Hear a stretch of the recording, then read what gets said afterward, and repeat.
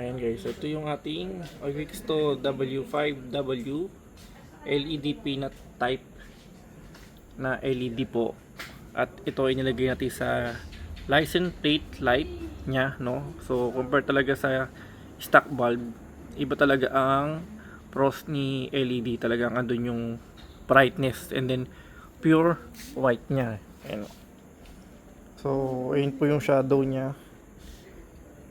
Kasi yung buga ng ilaw talaga niya pababa lang siya. Kasi nga ang purpose lang talaga niya isa para sa plaka.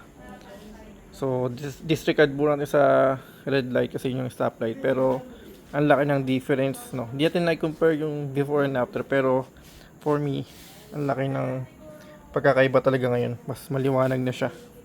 So kitang-kita niya yung plaka natin. At the same time, kita rin tayo sa likod. So dagdag visibility na sa daan po yan pag sa gabi. Yun.